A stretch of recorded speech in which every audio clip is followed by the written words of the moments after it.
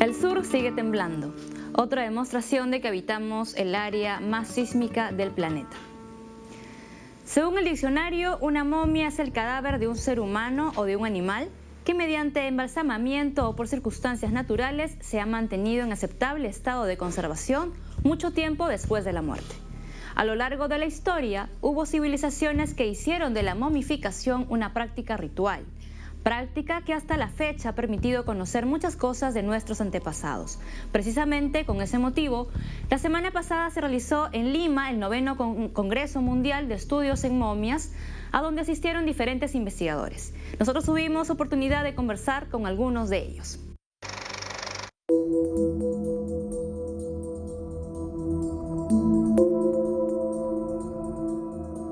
A lo largo de la historia, las momias han significado importantes fuentes de información.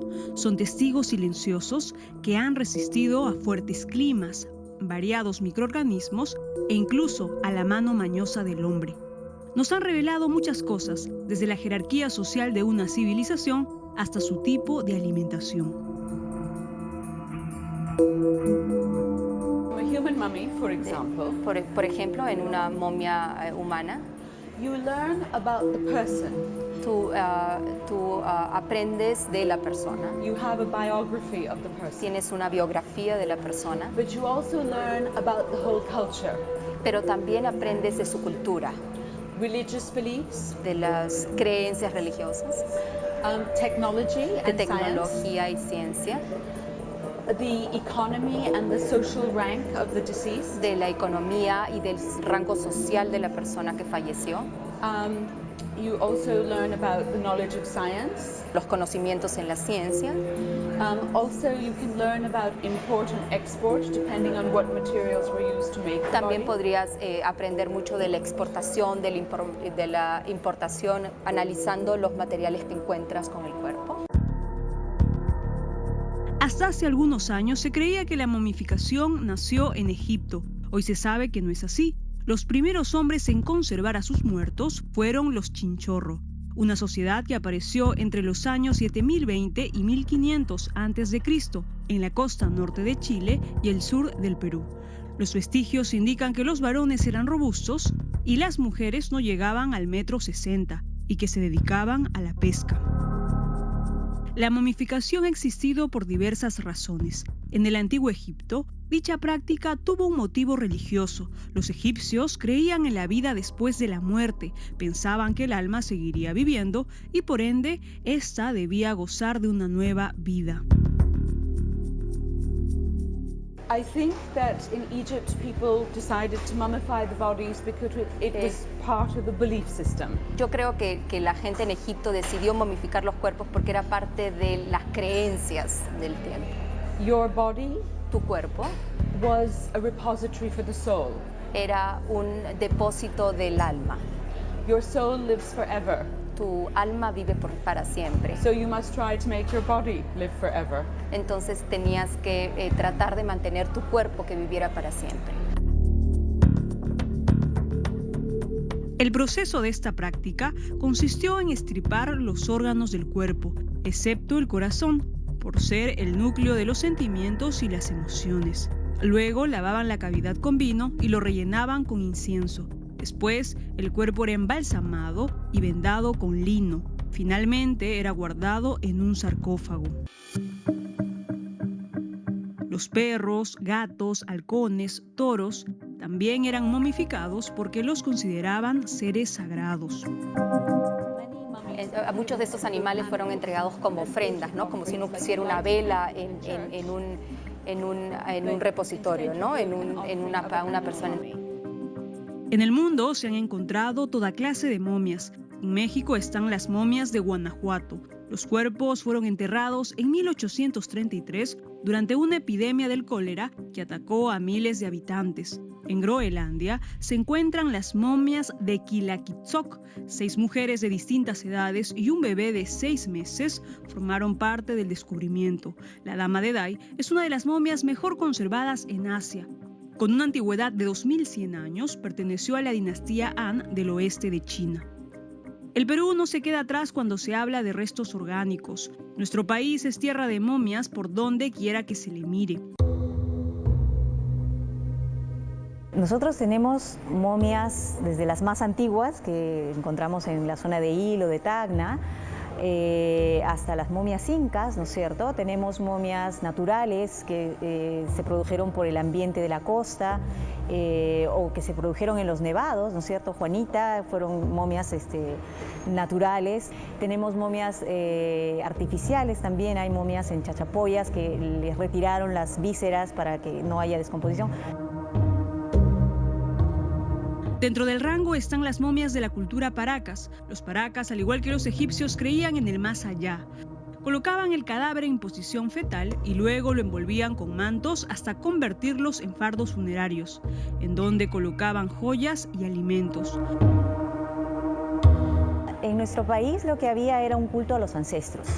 O sea, la persona no se moría y se iba al más allá, sino que se quedaba en el más acá y era como un nexo con las divinidades.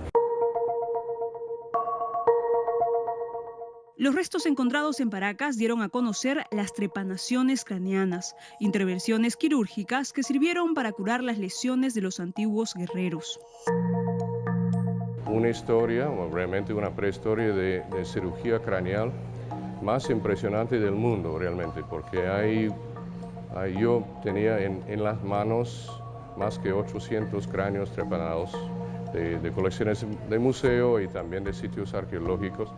Perú fue un centro de cirugía craneal por más que 2000 años, pero no al exterior a veces de Perú no se aprecia tanto la riqueza que existe acá de este registro de una práctica que para muchos es sorprendente. Con el avance de la tecnología, el estudio de las momias fue mejorando. Hay muchos estudios, por ejemplo, que se plantean qué pasó cuando la humanidad dejó de ser cazadora-recolectora a ser agricultora. ¿Fue beneficioso? ¿Fue perjudicial? Entonces hay muchos estudios que abordan este tema y se ve cómo en diferentes lugares del planeta ha habido aspectos beneficiosos y aspectos no tan beneficiosos. En otras latitudes, el cambio de la agricultura, de la caza-recolección a la agricultura no fue tan bueno, porque dejas de comer proteína y abundante, o sea, digamos una comida variada, a centrarte en un solo tipo de alimento, y tú sabes que eso no es tan bueno. Por otra parte, dejas de ser una persona que está caminando por todas partes, está haciendo mucho ejercicio para quedarte en un solo lugar, viviendo todos juntos, con posibilidad de contagiarse cosas. Entonces, a nivel mundial, hay varios casos en que la agricultura no fue beneficiosa. Hubo una etapa de transición en que la salud de la gente fue complicada. Pero acá, en las costas de Sudamérica, no fue tan así porque la base alimenticia antes de la agricultura tenía que ver con el mar.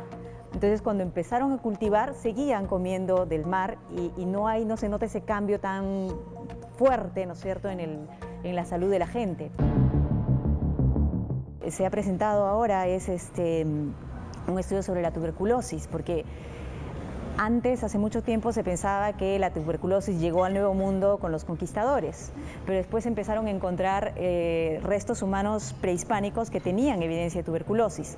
Entonces la pregunta era ¿de dónde vino?, ¿no? Porque se pensaba que los seres humanos habíamos adquirido la tuberculosis de las vacas y en época prehispánica no había vacas. Entonces era, bueno, ¿de dónde salió la tuberculosis antes de la llegada de los españoles? Y ahora el ADN nos está diciendo que primeramente no fueron las vacas las que nos contagiaron, sino que parece que nosotros les hemos contagiado a las vacas. Y parece que la tuberculosis llegó al Nuevo Mundo con los leones marinos. Entonces ahí se van cambiando los paradigmas, se responden unas preguntas y surgen otras, y todo gracias al estudio de las momias y los restos humanos. La señora de Cao es un extraordinario ejemplo de un proceso en que hay ciencia, en que hay museografía, que hay conexión con la comunidad. Y eso es lo que se quiere procurar con todas estas colecciones, como en Egipto, ¿no? Entonces vamos a poder desarrollar programas que integren a la momia, a las momias, a un estudio de las poblaciones, de las formas de vida en el pasado y también que su presencia, su presentación al público pueda ser un elemento que promueve el turismo. Las momias son importantes, pero ¿qué se está haciendo por su conservación? Nosotros, a partir del Centro Malqui, por ejemplo, guardamos, protegemos más de 600 cuerpos momificados, 2.000 esqueletonizados y como 60.000 especímenes en hilo, en el Algarrobal, junto con el Museo Municipal de Chiribaya. Y en Leimebamba, en Amazonas, tenemos un museo que también es un ícono turístico, en donde guardamos 219 momias, fardos funerarios y más de 4.000 artefactos. Así como el Centro Malqui, otros recintos y museos guardan y protegen a nuestros ancestros. Recientemente, en su honor se está llevando a cabo la exposición El brillo de las momias, del artista Nancy Chávez. Bueno, lo que me motivó sobre todo a pintar, a crear esta obra fue en la forma que trataron la cultura inca. Y comenzó para mí, lo que me dolió, al leer a Oviedo, una cita de Oviedo, que profanaban las tumbas porque tenían oro en su cuerpo. Y eso fue lo que me motivó de abrir las barrigas de las momias con el oro que le habían roto. Las creencias, el respeto que hay que tener sobre la cultura y las creencias de otros pueblos. De eso hay que aprender y no hay que olvidarse. Y ellas recuerdan eso. Como se puede ver, hay momias para rato. Quién sabe, tal vez ahora usted esté parado sobre una de ellas y no se ha dado cuenta. Cuidémoslas, su valor es incalculable.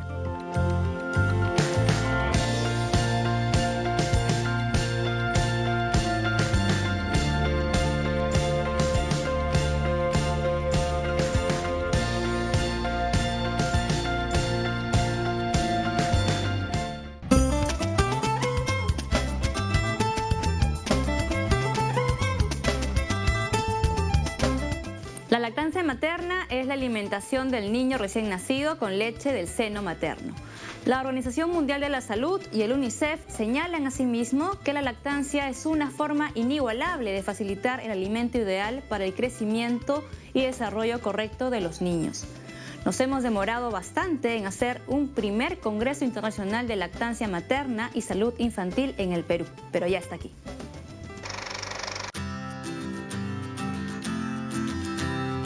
La verdad es que significa un esfuerzo enorme, pero definitivamente con los resultados de las investigaciones que han salido en diciembre de 2015 en el Acta Pediátrica y en enero del 2016 en el Lancet, la lactancia materna es el corazón de la salud infantil y también influye muchísimo en la salud de la madre, ¿no? Algo muy significativo es que ya se ha comprobado que la práctica de la lactancia materna da por resultado un mayor coeficiente intelectual en el niño, ¿no?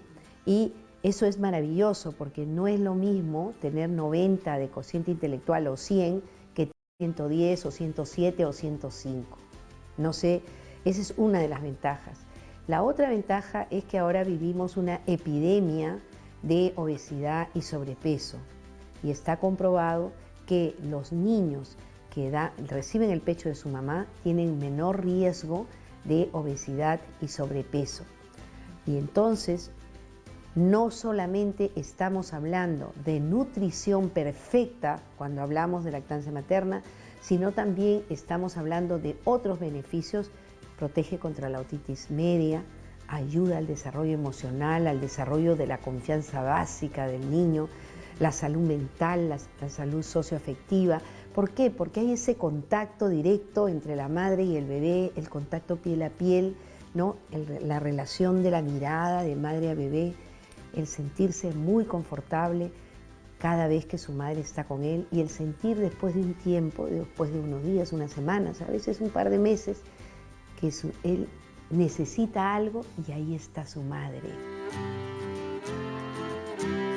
Vamos a tocar temas como aprendiendo a amar en el pecho, lo va a hablar Roxana Braschi, la neuroquímica del parto, o sea, todas las hormonas que entran en circulación en el momento del parto por César Manso. Está viniendo también un reconocido profesor canadiense, experto en lactancia, tiene un instituto por allá que es el doctor Jack Newman. Él nos va a dar una conferencia que se llama Lo que no te enseñan cuando aprendes de lactancia materna, lo que falta aprender. Y luego está viniendo también Paula Meyer desde Chicago, que va a hablarnos sobre lactancia materna, apoyo efectivo en prematuros, y así Norma Escobar, una serie de expertos. Y tenemos también invitado al doctor Carlos González. Él es un pediatra español, largo luchador a favor de la lactancia materna, que nos va a dar dos temas en el Congreso, el tema de colecho y el tema de destete, ¿no? Cuando las mamás hablan de cuándo dejar el pecho, reciben un bombardeo. Oye, pero qué barbaridad que si ya tiene 6 meses, pero qué horror que si ya tiene 1 año, pero tú qué te crees, ¿no? Y resulta que va a venir Carlos González, porque es importante que lo escuchen de gente que viene de fuera, nadie es profeta en su tierra, y que les va a enseñar a los profesionales de salud, enseñar, le digo, porque a veces nosotros mismos recomendamos estas cosas, no yo por cierto, y decimos, no, ya déjalo, y no debe ser así. La lactancia materna se recomienda por la Organización Mundial de la Salud hasta los 2 años o más. Yo no creo que haya un ser humano, ¿no?, que quiera censurar la lactancia materna. Lo que sucede es que no nos olvidemos que la mujer en los últimos 100 años se ha incorporado progresivamente más y más al trabajo. Y existe el mito de que lactancia materna y trabajo de la mamá son imposibles. Y hay muchos que les dicen a las mamás, oye, bueno, y ahora te voy a prescribir tal fórmula o tal otra. Y ni siquiera le preguntan a la mamá qué es lo que quiere hacer. ¿Sí? Y la mamá muchas veces lo que quiere es continuar con la lactancia materna. Y hay maneras como extraerse la leche, como llevarla a la casa, y que el bebé la reciba. ¿Y sabe qué se ha comprobado con eso? Que las madres faltan menos al trabajo, que son mucho más productivas y sobre todo que elevan su autoestima. Y usted me va a decir, pero ¿cómo es posible? Ya no podemos, no somos heroínas. Resulta que ahí está la oxitocina. Ahí está el sentido de maternidad en que uno cuando no tiene bebés, está soltero, no está en esa época, dice, pero imposible, ¿yo qué voy a hacer eso? Pero a la hora que está frente a la maravilla que es su hijo y lo mira, es capaz de 1 y 1000 cosas, ¿no? Es muy grande. Sabe que hay mucha confusión respecto a las cesáreas. Lamentablemente, no aquí, en todo el mundo, la tasa de cesáreas ha aumentado peligrosamente. En este momento, en el Perú estamos en aproximadamente un 40% a nivel nacional. Y ojo, que en la zona rural es mucho menor. Y acá en Lima metropolitana es mucho mayor. Hay clínicas en Lima que llegan al 80% o más de cesáreas. Y entonces, aquí lo peligroso es que las mamás a veces piden la cesárea. ¿Por qué? Porque creen que da lo mismo tener por cesárea que tener parto natural. Alguien las engaña y les dice, oye, vas a tener más dolor, y se pasan 3 semanas con unos dolores terribles por el corte normal que les han hecho, por más que haya sido excelente el ginecobstetra, eso no está en discusión. Cuando la madre tiene un parto natural, naturalmente al día siguiente está como nueva, ¿no? De repente un poco la episiotomía, pero cuando la necesita, porque tampoco es obligatoria. Pero ¿qué sucede en el momento mismo del parto? Entran a circular una serie de hormonas. Una de ellas es la prolactina, otra es la oxitocina y otra es la noradrenalina. La prolactina ayuda a producir leche. La noradrenalina ayuda a que la mamá esté alerta ante las reacciones, ante los movimientos, ante las necesidades de su pequeño y vulnerable bebé recién nacido. Y la oxitocina es una hormona maravillosa. Se le conoce como la hormona del amor. ¿no? Le da más tranquilidad a la mamá, ayuda para que cuide al bebé, la mamá lo tiene acunado al bebé y cuando está en contacto piel a piel salen las endorfinas, el bebé siente menos dolor. Entonces, además hay una comunicación que se da, por lo cual se da el vínculo entre la madre y el bebé. Nosotros normalmente estamos funcionando con el cerebro izquierdo. En el cerebro izquierdo tenemos un lorito que nos dice, oye, ahorita vienen los invitados, tenemos que ir a tal conferencia, no me voy a olvidar de ir al supermercado, ¿no? Nos está diciendo lo que tenemos que hacer. En cambio, el cerebro derecho nos hace sentir en un mundo global, ser más intuitivos, ser más apacibles, ser holísticos, ¿no? Y en ese cerebro está el niño más o menos hasta los 3 años, desarrollándose, integrando, haciendo el cableado cerebral que le llaman para madurar sus funciones. Y la madre, ¿qué cree? También está en cerebro derecho. Entonces hay una conexión que se da fundamentalmente no solamente desde el momento del parto, sino del embarazo, pero en esa primera hora es una maravilla este tema de las hormonas, ¿no? Por eso todas las mamás deberían reclamar que les pongan a su hijo al contacto piel a piel. Doctor, señorita obstetriz, licenciada, póngame a mi hijo al contacto piel a piel. Y que los cuiden a los dos, porque lo que pasa es que como las 2 horas primeras después del parto, después de la cesárea, son unas horas de peligro para sangrado y otra serie de complicaciones, se llevan al bebé para un lado y a la mamá para el otro. ¿Por qué? Deben estar juntos la mamá y el bebé en contacto piel a piel, eso facilita que lacte y ayuda a toda esta cascada de maravillosos reflejos que se dan entre el uno y el otro que van a generar el vínculo. Bueno, yo no quería dejar de señalarle, me parece muy importante el decirles que contamos con el auspicio de UNICEF, del Consejo Internacional de Certificación en Lactancia Materna, de OPS-OMS y de universidades como Cayetano Heredia y la Científica del Sur. Todo esto nos ha llevado a nosotros que formamos profesionales, estamos en educación continua de los pediatras, a hacer esta conferencia para padres, hablando de rompiendo mitos en crianza a padres, madres y cuidadores. Este sábado 20 a las 5 de la tarde en el Centro de Convenciones del Colegio Médico del Perú en Miraflores.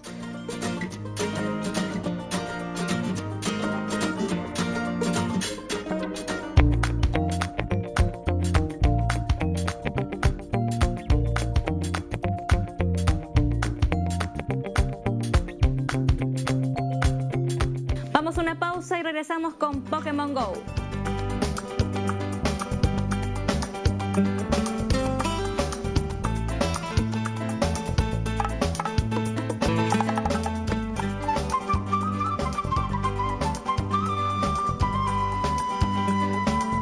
Hasta no hace muchos años debía pasar mucho tiempo para que algún juego o moda llegue al Perú.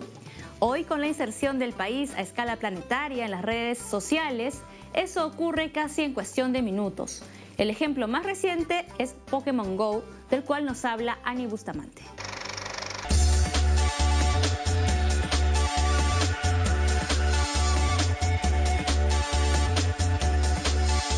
¿Hace cuánto tiempo estás jugando Pokémon? Hace un par de meses. ¿Qué te llamó la atención del juego? Que es un dibujo animado que yo vi hace mucho tiempo y como que, no sé, me trae bonitos recuerdos. ¿Cuántos vas? No sé, voy a ver. 58. Poquito todavía. Sí, disculpe. Hola. ¿Cómo maneja? 175, pero entre repetidos y evolucionados. ¿Y cuántos días coleccionó tanto? Desde que se abrió la app, desde ahí, no sé cuántos días han pasado, 2 semanas creo. Sí. ¿Y cuántas horas dedicas al juego, más o menos? Solo en la noche. Solo en la noche, 2-3 horas. 77 Pokémon. Pues recién estás empezando. No. Sí, es bastante divertido. ¿Qué es lo que te atrae del juego? Bueno, porque se parecen mucho a los animales y aparte porque sigo la serie desde que era pequeño, hace como más de 10 años y me tiene enganchado ahora con el juego. Hace mucho tiempo me gustaba Pokémon, entonces Ahora esto en verdad es algo que te obliga a salir de tu casa porque tienes que caminar para criar los huevos, qué sé yo, para agarrar otros Pokémones. Ahorita acabo de agarrar uno que no tenía, agarré uno más que me faltaba para evolucionar otro. O sea, en verdad es un hobby más y creo que no es bueno criticar los hobbies de los demás.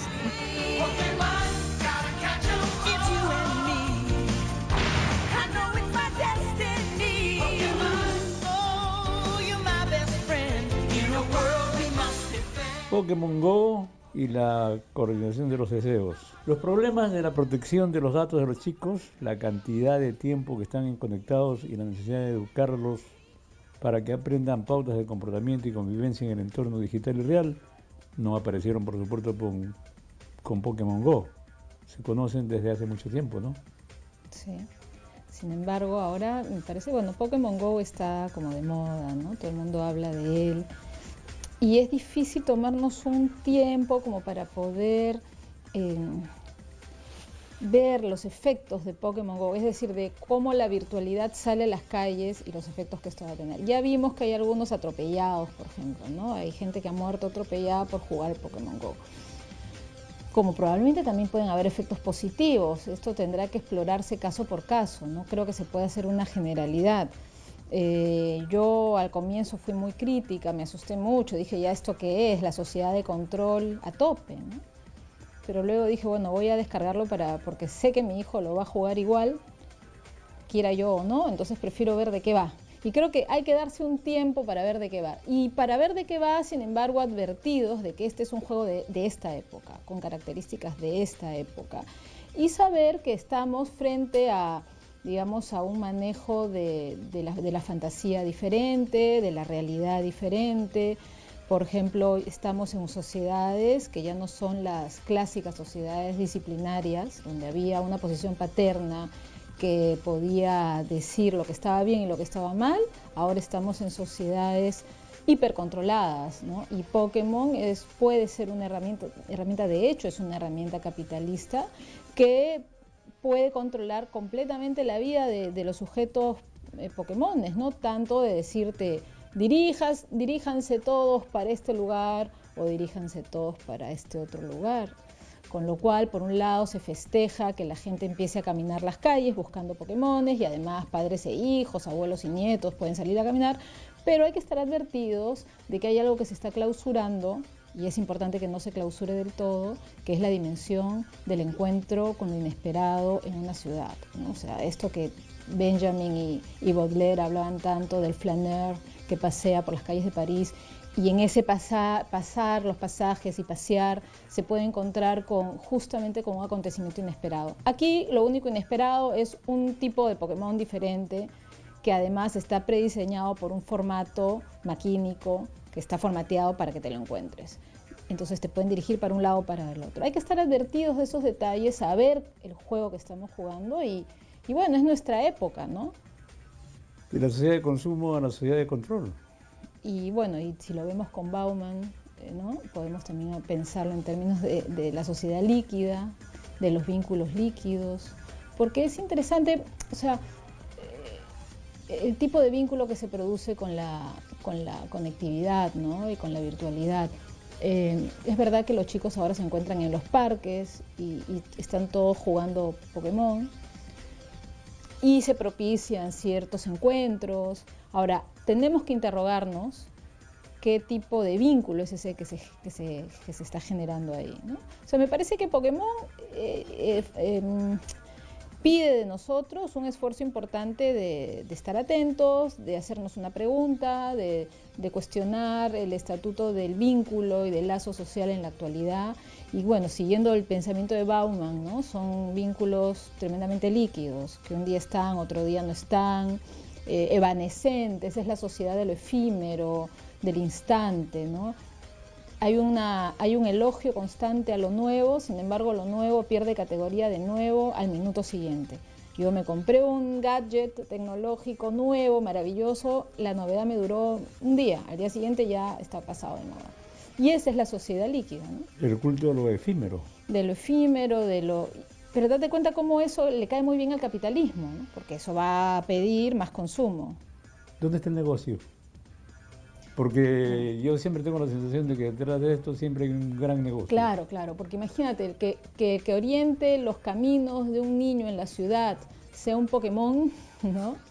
Que su objeto guía, uno salga a caminar buscando un Pokémon, dejar que Pokémon dirija tus caminos por una ciudad y detrás de Pokémon los intereses corporativos, ¿no? Porque van a haber Pokémones en zonas estratégicas para dirigir a los chicos ahí, es para, digamos, no cederle toda la brújula a Pokémon, ¿no? Me parece que ahí hay un detalle muy importante, ¿no? O sea, ¿dónde está el deseo? ¿Quién dirige el camino? ¿En qué distritos has atrapado a Pokémon? Ayer estuve por Barranco. También yo vivo por Zárate, San Juan de Lurigancho, también hay bastantes, ahí hay un grupo. También estuve por Chorrillos. Sí, por ahí manejando así. O sea, hay lugares donde siempre aparecen más, por ejemplo acá en el Parque de la Amistad, parques sobre todo, lugares más concurridos. Hay páginas web que te dicen dónde están ubicados y te dicen cuánto tiempo van a estar en ese lugar, entonces tú vas y los capturas, dependiendo de qué Pokémon estás buscando. ¿Dónde vives? En San Miguel. ¿Y por allá no hay así un lugar donde haya bastantes Pokémon? Sí, Plaza Miguel, pero ya los tengo como que a cada rato paro por ahí y se me repiten, pues. Ya. O sea que el juego ha hecho que tú vengas hasta por acá. Sí. Si no, no venías. No venía porque nuevos Pokémones vengo a cazar. Pues. Es una cosa que tienes que caminar tanto que no necesariamente te vas a poner a conversar con alguien, pero por ejemplo, entre amigos sí. Yo tengo justo un grupo de WhatsApp con unos amigos del trabajo y ahí nos ponemos a ver qué hemos agarrado. Nosotros viajamos mucho, entonces en el sitio donde hemos ido, a ver qué cosas hemos conseguido. ¿Cuál es la base que lo sustenta? Es un objeto nada, ¿no? O sea, ir a es buscar, un no objeto. Es un no objeto, es un vacío, es ir a buscar algo evanescente. ¿Qué lo sostiene? Depende desde el punto de vista empresarial, se sostiene por un negocio. Se sostiene porque hay un aparato que necesitas para poderlo buscar. Y para quizá, comenzar, ¿no? bueno, mira, yo me hago la misma pregunta que tú, no tengo la respuesta, pero quizá esto que llaman realidad aumentada ahora, ¿no? O sea, a través de, tú te acercas a la realidad a partir de la pantalla de un celular, sales a la calle con tu pantalla. Y esto está sostenido por una necesidad de hiperrealidad, ¿no? Y bueno, desde Freud sabemos que la realidad depende del fantasma de cada uno. Cada uno tiene su fantasma y a través de él ve la realidad. Pero con la hiperconexión y con la hiperrealidad, digamos, lo que tú ves del otro lado está comandado por una pantalla, ¿no? Entonces, ya no estamos en el inconsciente clásico freudiano, ¿no? Hay muchas pantallas de por medio que hacen y producen esto que ahora se llama realidad aumentada, ¿no? Es parte de un fenómeno de época. Yo no creo que Pokémon se pueda ver como un elemento aislado, ¿no? ¿A cuánta gente logra involucrar? Porque nosotros estamos hablando como si fuera esto una manera de involucrar a prácticamente toda la población. Yo creo que todos estamos involucrados, ¿no? Todos. O sea, a no ser que nos vayamos a vivir a la selva y aún así, ¿no? O sea, ya somos sujetos hiperconectados, ya estamos atomados por esta virtualidad, ya. Entonces mejor es estar advertidos y tener una posición crítica, hacer uso y no que nos usen. Es muy importante. Peligrosísimo porque se puede llegar a lo que acabas de decir, nos usen. Pero claro. ¿Se le puede sacar provecho o se puede perder con él? Yo creo que puedes enloquecer o puedes encontrar algo que te mueve en la vida de una manera más interesante. Depende. ¿Tú has encontrado cosas interesantes? ¿Al Pokémon? No. No, y no es porque de verdad que estoy abierta a eso. Yo no, pero creo que hay niños que sí. Yo le encuentro muchas cosas interesantes a la conectividad, por supuesto, ¿no? Y de hecho uno anda con cuidado porque te puede tragar el día, ¿no? Pero de hecho creo que hay muchas cosas interesantes en la conectividad y en este pensamiento en red, en poder en un momento, en un día, conectarse con alguien que está en Buenos Aires, en París y poder producir algo de esa manera me parece maravilloso, que tiene consecuencias y que tiene una zona, un revés, un punto de opaco, donde se juega un goce muy jodido, también. Pero, sin embargo, creo que es bastante interesante. Eso es interesante y me parece importante, pero ¿qué pasa si te produce lo contrario? Es decir, el aislamiento individual, virtual de cada uno, claro, que no quiere saber nada, solamente las relaciones con la máquina. Es la paradoja, ¿no? Es la paradoja de la época. Hiperconectados y cada vez más solos, ¿no? O cada vez más aislados, que no es lo mismo que solos. Es la paradoja de la época. Y es la soledad del capitalismo también, ¿no? Pero igual es una época interesante, muy dramática, pero interesante. Sí, por ejemplo, en la última actualización decía de que, por ejemplo, te advierte, por ejemplo, si estás manejando, la aplicación misma te da una advertencia de que si estás manejando debes tener cuidado, ¿no? Y también te advierte en momentos de que debes tener cuidado de no entrar a propiedades ajenas o siempre estar atento a en dónde estás caminando, ¿no? ¿Cuánto ayuda la psicología eso? No sé la psicología, el psicoanálisis. Mucho, porque digamos el psicoanálisis siempre ha estado contracorriente, es decir, sosteniendo ahí un lugar para que el sujeto pueda alojarse en el tiempo de una mejor manera y no ser tomado como un objeto más de consumo. Por supuesto, desde Freud hasta nuestros días el psicoanálisis siempre ha sido contracorriente y me parece que es la posición la relación con el inconsciente que se puede abrir a través del psicoanálisis, me parece que más que nunca es fundamental en una época en donde hay una tendencia muy grande a cerrar el inconsciente. O sea, la gente ya no sale a preguntarse por nada. Esto es muy interesante. No se sale tanto a hacerse una pregunta, porque una pregunta siempre te abre un vacío, ¿no? O sea, yo me pregunto algo y cuanto más me pregunto, más me genera un vacío. No sale tanto el sujeto actual a hacerse una pregunta y a buscar una respuesta o a buscar una pregunta, que es el tema filosófico, ¿no? Sino más bien sale a tapar preguntas. O sea, no quiere saber. Y eso implica un cierre del inconsciente. Entonces, claro que el psicoanálisis tiene mucho que hacer, ¿no? En esta época. ¿Cuánto durará? Porque estas cosas, estas ideas, por decirlo de alguna manera, son muy efímeras, vienen con el viento y con el viento se van rapidísimo. Puede durar nada, pero lo que se mantiene es la lógica, ¿no? O sea, el Pokémon, si no es Pokémon, será otra cosa. Es parte del juego de la época. La realidad real no ha sido todavía superada por la realidad virtual. ¿Cuál es la realidad real, pues, Ernesto? La de que encuentras en la calle todos los días. Pero cada uno encuentra desde su propio fantasma. Es decir, uno también se encuentra con eso que le brilla o le interroga de acuerdo a su propio fantasma, que encuentra en eso su punto de interrogación, ¿no? Dependemos entonces de nuestros fantasmas. Son necesarios, si no la vida podría ser muy cruda. Es como ir al cine, ¿no? O sea, hay algo de eso que es necesario porque si no nos encontraríamos con la crudeza ¿no? Pero no todo es una pantalla y bueno, hay un marco, hay una pantalla, hay un fantasma, pero sabemos que detrás de eso nos encontramos con quizá esto que Lacan llamó lo real. Sobre eso no se puede decir nada, no tiene representación, no hay película que lo contenga. Gracias, Andy. Gracias, Ernesto.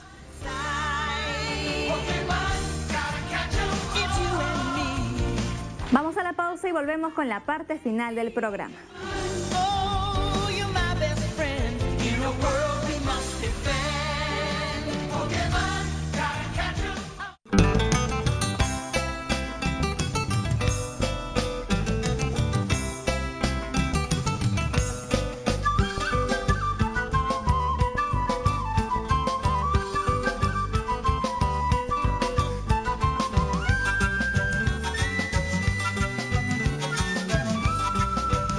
En la Casa de la Cultura de la Municipalidad de San Isidro se presenta la exposición fotográfica Amamantar del artista visual Romina Yomovate. Se exhiben 33 fotografías realizadas en 12 comunidades de 5 zonas diferentes del Perú. Estas imágenes retratan los espacios cotidianos en los que las madres llevan a cabo una práctica que viene disminuyendo en los últimos años, sobre todo en las zonas urbanas. La exposición cuenta con el apoyo de UNICEF Perú y forma parte de un proyecto más amplio que pretende combinar la visión artística y la misión documental de este tema de importancia social. La exhibición permanecerá abierta al público hasta el domingo 28 de agosto en Avenida Los Incas 270 El Olivar de San Isidro.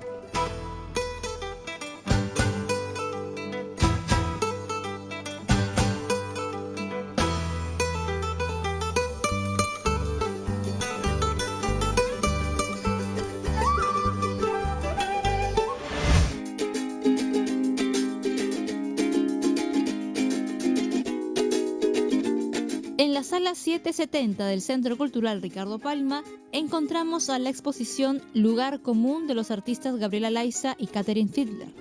La muestra revisa y cuestiona mediante el video y la documentación la historia de la obra del director de orquesta y compositor alemán Wilhelm Furtwängler y el fenómeno en el siglo XX de la Oda de la Alegría, obra escrita por el poeta Friedrich von Schiller y musicalizada por Beethoven en su 9ª sinfonía. En esta exhibición se desarrolla un análisis a la utilización de ambas melodías en situaciones políticas y sociales, haciendo referencia al gobierno peruano del año 85 al 90, al libro El Pacto Infame, editado por el sociólogo Felipe Portocarrero, entre otros.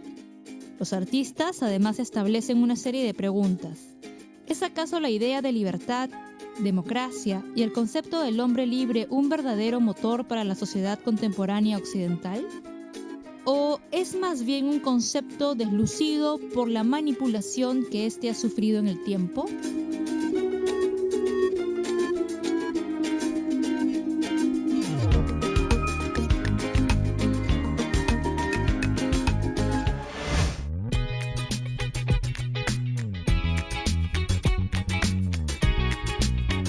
En la sala Raúl Porras Barrenechea, también en el Centro Cultural Ricardo Palma, se aprecia De la calle a la galería del artista David Rejas. Rejas reflexiona cómo es que los espacios urbanos pueden convertirse en espacios artísticos del mismo modo que lo es una galería o un museo.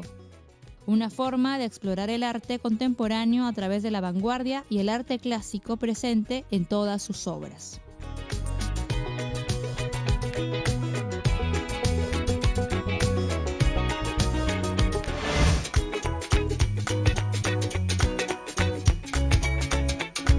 La Galería Enlace Arte Contemporáneo presenta Mirar a los Ojos, primera exposición individual en Lima del fotógrafo español José María Mellado. Sus fotografías reflejan lo efímero y descubre la belleza en donde a primera vista no está. Gracias al dominio de la luz, el artista envuelve sus escenarios de colores grises para generar una expectativa de acción en carreteras vacías, en fábricas y ciudades imponentes, en mares y ríos agitados, logrando captar el equilibrio y la paz que el artista mismo busca. La muestra que presenta en la Galería Enlace está conformada por un conjunto de alrededor de 15 imágenes de diferentes series, reunidas por primera vez en esta configuración y curaduría. Toda imagen representa un modo de ver. La fotografía no es un mero registro técnico, mecánico o no solo eso, sino que está el hecho de que el fotógrafo decidió su toma. Así es como toda imagen significa e implica un modo de ver. Así, al ver una fotografía, intuimos que el fotógrafo realizó una elección, una operación, una selección y su modo de ver está reflejado en la toma. Y así, además de que toda imagen representa el modo de ver del fotógrafo, nuestra percepción e ideación de la misma, nuestro imaginario, si se quiere, nuestra imagen depende a su vez de nuestro propio modo de ver o de verla.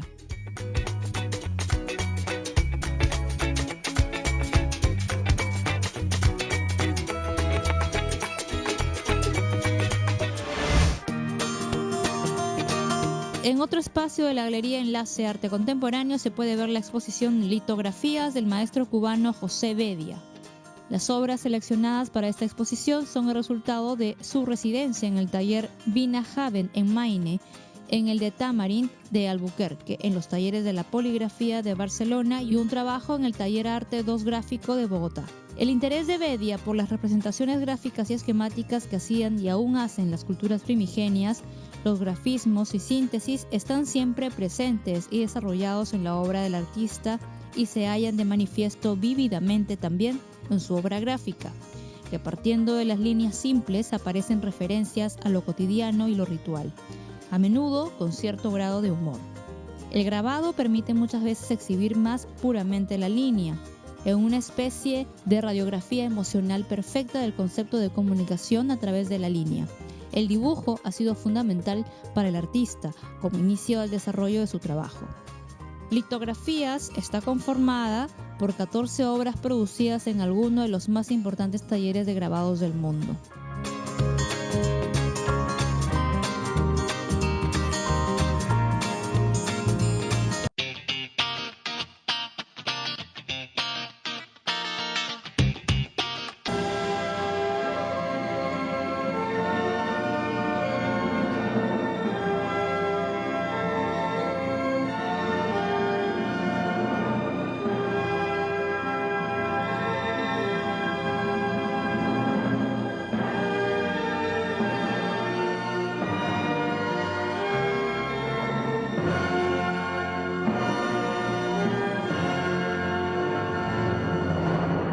La obra póstuma del compositor italiano Giacomo Puccini se presentará en el Gran Teatro Nacional con el nombre de Regresa Turandot, el miércoles 31 de agosto y viernes 2 de septiembre a las 8 de la noche y domingo 4 a las 6 de la tarde.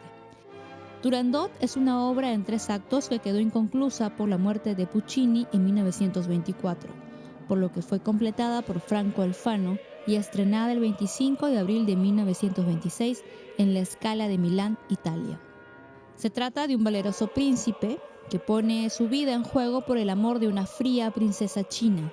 Si descifra 3 acertijos, podrá casarse con ella, pero si no lo logra, será decapitado. El problema es que ella ha jurado nunca entregarle su corazón a ningún hombre. Forman parte del espectáculo el Coro Nacional, dirigido por Javier Zúñigo, el Coro Nacional de Niños, dirigido por Mónica Canales, y la Orquesta Ciudad de Lima.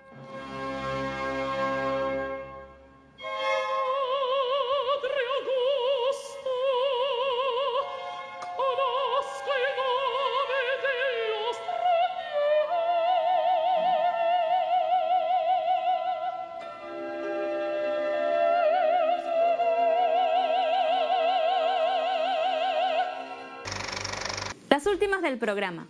El próximo martes 23 de 8:30 de la mañana a 1 de la tarde se llevará a cabo el Seminario Internacional Gobernanza de Internet y los Derechos Humanos en la Web, en el local Instituto Cultural Peruano Norteamericano del Centro de Lima, Jirón Cusco 446. El objetivo es mostrar cómo la gobernanza de Internet cada vez cobra mayor importancia en un mundo más conectado. El ingreso es libre. Del lunes 22 al viernes 26 a las 7:30 de la noche se realizará el 16º Festival de Música de Cámara. Durante 5 días, músicos de los Estados Unidos, Francia, Japón, Países Bajos y el Perú se congregarán en dúos, tríos, cuartetos, quintetos y hasta octetos en el auditorio del Instituto Cultural Peruano Norteamericano de la avenida Angamos, 120 Miraflores. El ingreso es libre. La Asociación Cultural Peruano-Japonesa convoca la 9ª edición del Concurso Nacional de Cuento José Watanabe Varas 2016. La convocatoria está abierta hasta el viernes 14 de octubre del presente y pueden participar escritores peruanos mayores de edad residentes en el Perú o en el extranjero. El conjunto de cuentos debe tener entre 60 y 120 páginas. El ganador recibirá $2.000 en efectivo y el 20% de la tirada de la obra que será editada por la asociación. Las bases pueden recogerse en el Centro Cultural Peruano-Japonés de la Residencial San Felipe en Jesús María. Y esto fue todo por hoy. Muchas gracias por acompañarnos y será hasta el siguiente programa.